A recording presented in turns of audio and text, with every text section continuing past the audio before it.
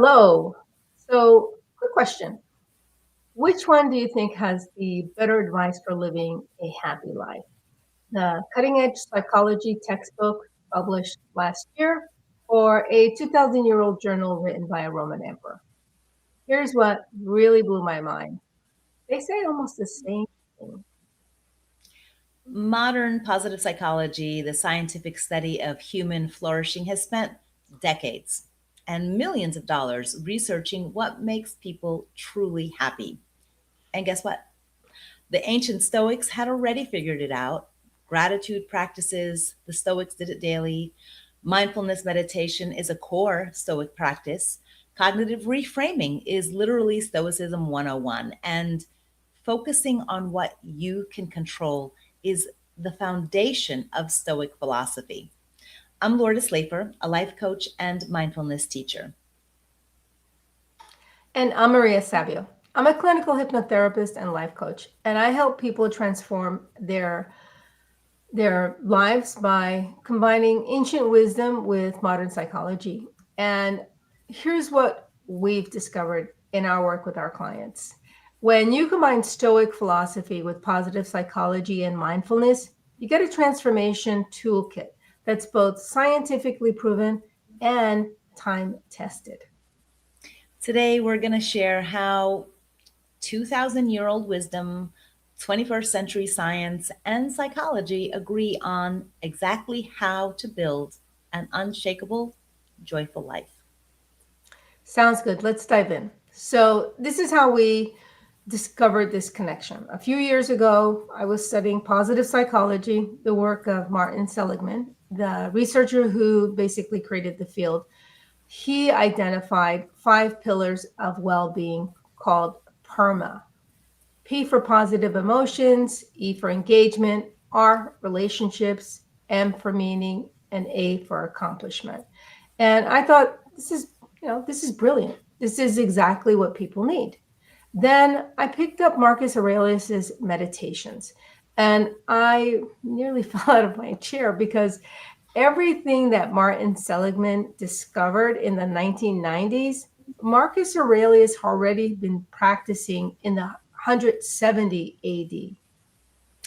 Yeah, it's amazing how much overlap there really is in these three areas. And as a mindfulness teacher, I also see it in the MBSR, mindfulness based stress reduction. So let's look at the overlap. In positive psychology, we practice gratitude daily to rewire our brain for happiness. Marcus Aurelius wrote, every morning when you arise in the morning, think of what a precious privilege it is to be alive, to breathe, to think, to enjoy, to love. Positive psychology uses cognitive reframing to change negative thought patterns. Epictetus taught it's not what happens to you, but how you react to it that matters. That's cognitive reframing 2,000 years before CBT existed. In positive psychology, we focus on what we can control, which reduces anxiety. The dichotomy of control is a foundational Stoic practice and is literally about focusing on what's within your power or in your realm of influence. In positive psychology, we practice mindfulness to stay present and reduce suffering. Marcus Aurelius wrote, confine yourself to the present. And Seneca said, true happiness is to enjoy the present without anxious dependence upon the future. Modern science is validating ancient wisdom.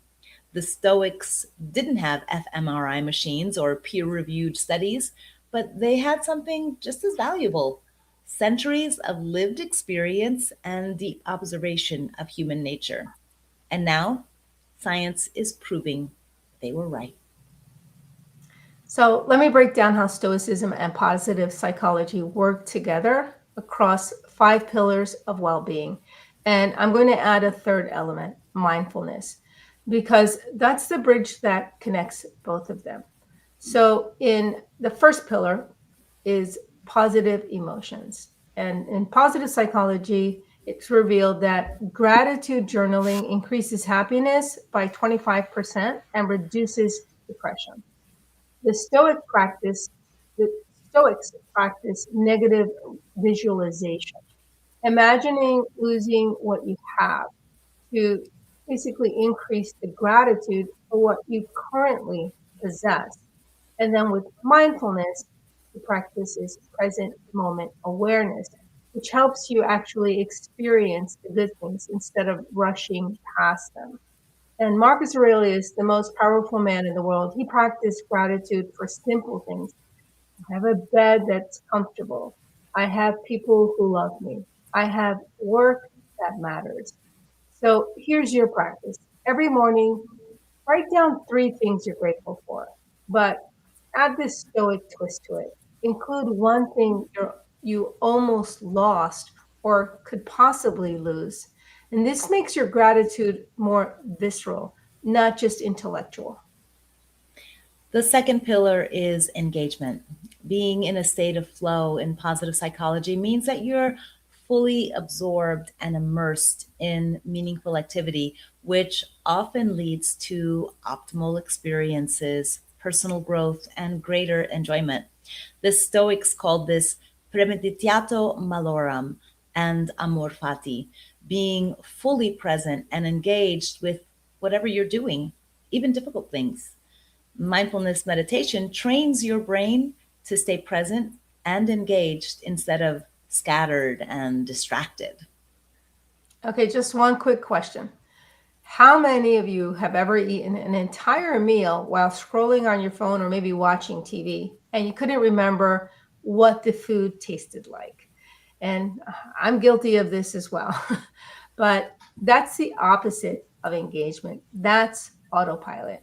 And Seneca wrote, people are frugal in guarding their personal property, but as soon as it comes to squandering time, they're most wasteful of the one thing in which it is right to be stingy. So stop wasting your life being half present. When you eat, eat. When you work, work. When you're with someone, be with them. That totally reminds me of Thich Nhat Hanh. He said something very, very similar. So here's your practice. Choose one activity today: drinking your coffee, walking to your car, having a conversation, and be 100% present. Notice the sensations, notice your thoughts, and come back to the present moment when your mind wanders.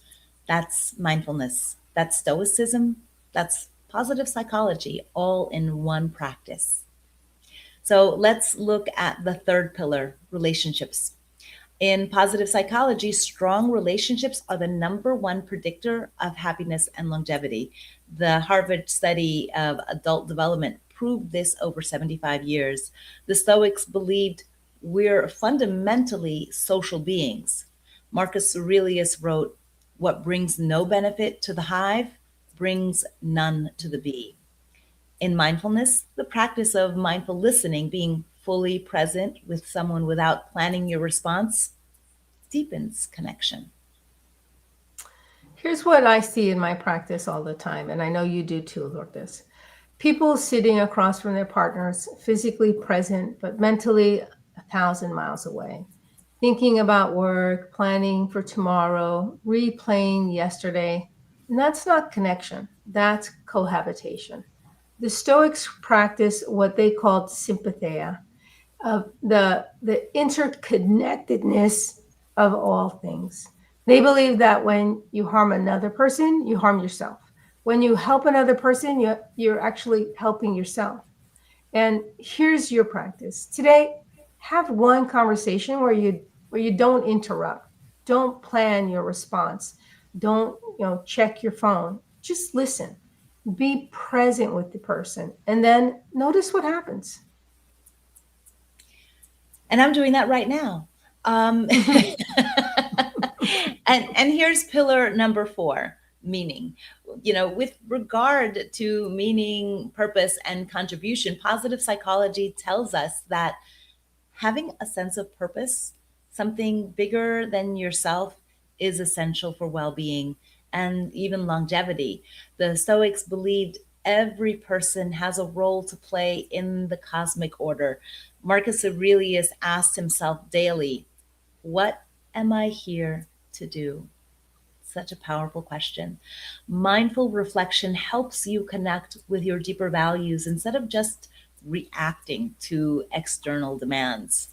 Viktor Frankl, a psychiatrist who survived Auschwitz, wrote Man's Search for Meaning. His core insight is those who have a why to live can bear with almost anyhow.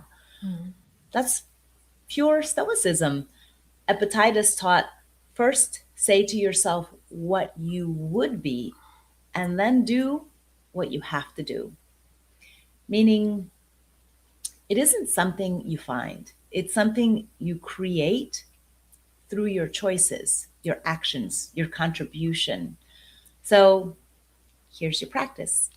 Ask yourself, if I died tomorrow, what would I want to have mattered? What would I want to have contributed?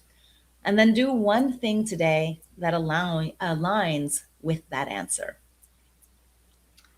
All right, so the last pillar, pillar number 5, accomplishment. In positive psychology, it shows us that progress towards meaningful goals creates lasting satisfaction. It's not about achieving the goal, it's about becoming the person who can achieve the goals. And the Stoics, they focused on virtue. That is a focus on becoming excellent at being human. And again, Marcus Aurelius, he wrote, waste no more time arguing what a good person should be one. In mindfulness, they focus on, or we focus on, mindful awareness of your progress. You celebrate small wins that keep you motivated, and it actually prevents burnout. And here's the trap most people actually fall into. They achieve the goal.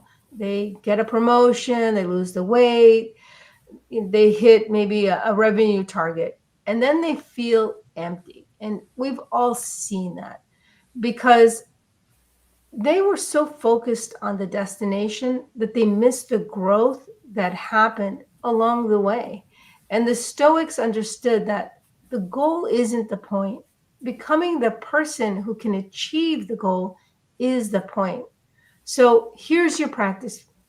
At the end of each day, write down one way you grew today, one way you were braver, kinder, wiser, more disciplined than yesterday, because that's your real accomplishment.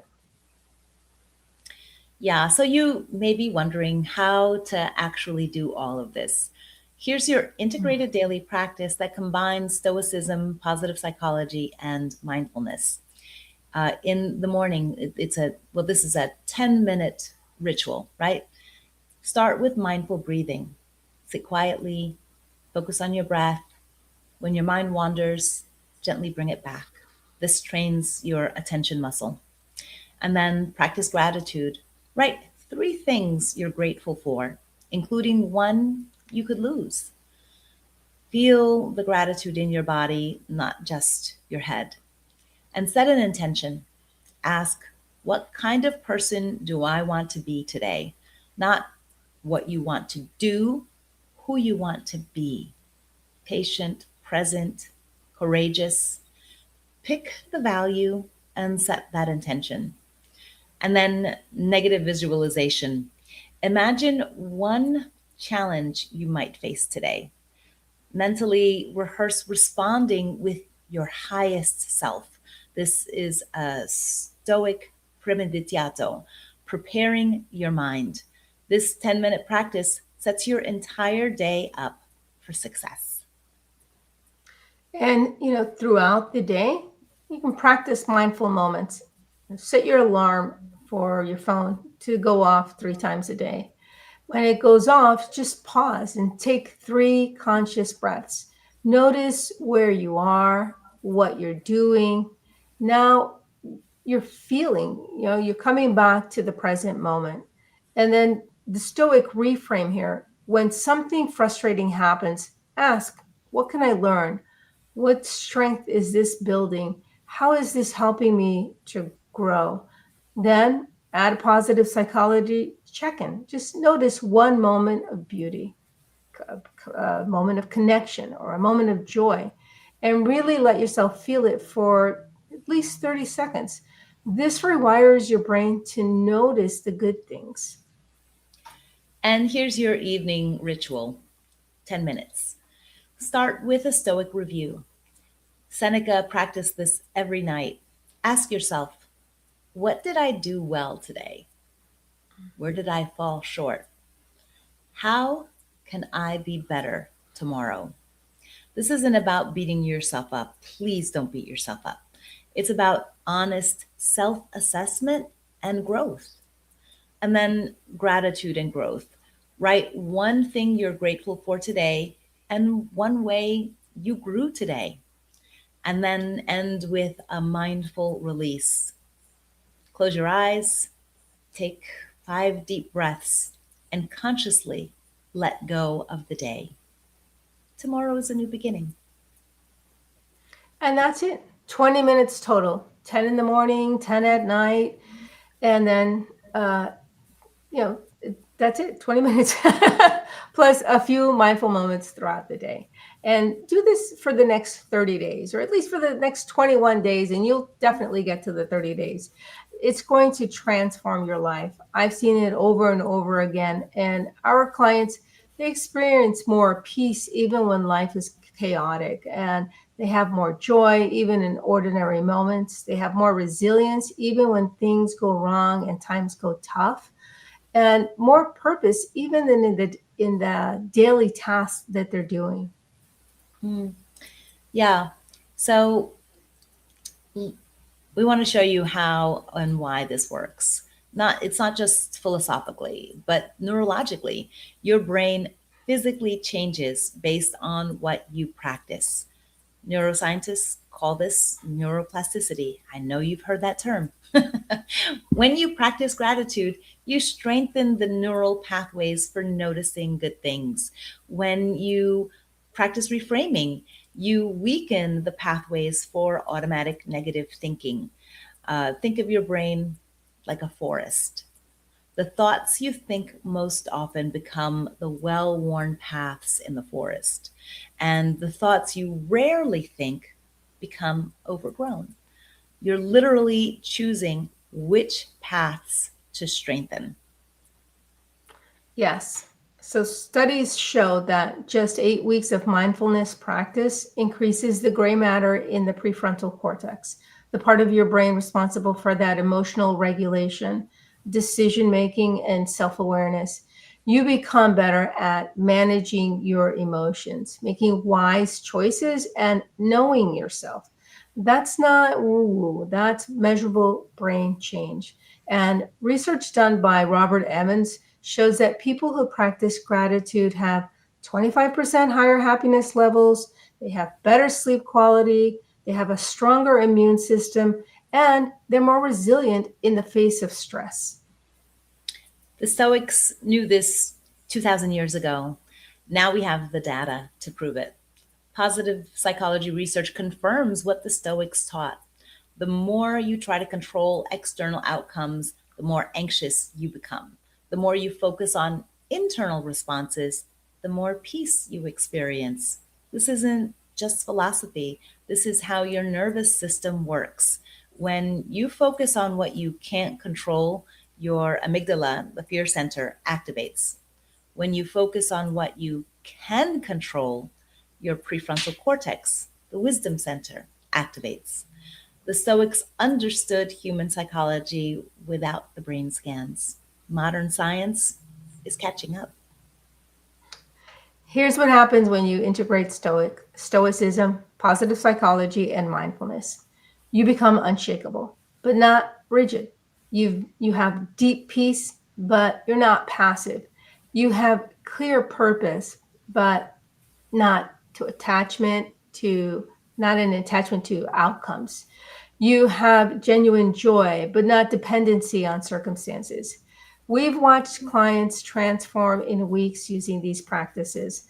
The executive who was burned out and maybe even feeling cynical, he now leads with purpose and energy. The parent who has this constant anxiousness is now able to be present and peaceful with their kids. And the person that feels stuck in resentment for years, they're now free and they're able to move forward. Marcus Aurelius ruled an empire during plagues, wars, and betrayals, and maintained inner peace. Epictetus was enslaved and crippled and became one of history's Mhm. wisest teachers. Seneca faced exile and execution and wrote some of the most beautiful philosophy ever created. And now, thousands of studies confirm what they knew. These practices work. You don't need perfect circumstances to be happy. You need the right practices. You don't need to wait for life to get easier. You need to get stronger, more resilient. You don't need more time. You need more presence. Seneca wrote, "It's not that we have a short time to live, but that we waste a lot of it." So stop wasting life waiting for happiness to arrive. Start building it one practice at a time. Remember in the beginning when I asked which book offered more guidance, if it was the ancient wisdom or modern science? Well, they're not competing, they're confirming each other. Marcus Aurelius wrote, "The happiness of your life depends on the quality of your thoughts." Your happiness isn't out there, it's within you, in your practices, in your choices, in your mindset. Ancient wisdom proved it, modern science confirms it. Now it's your turn to live it. Our book, Path to Resilience Small Steps to an Unshakable You, blends together mindfulness, the concept of positive psychology, and Stoicism. It's a year long companion that imparts daily wisdom based on the values of wisdom, courage, justice, and moderation. And it's now available at Barnes& and Nobles, Amazon, and Ingram Sparks. Thanks so much for being here. We're walking this path right alongside you. Take care of your heart, take care of your mind, take care of yourself. Support our work by liking, following, subscribing, and sharing this with someone who needs a reminder that they're stronger than they think they are. We'll see you next time. Check out the book.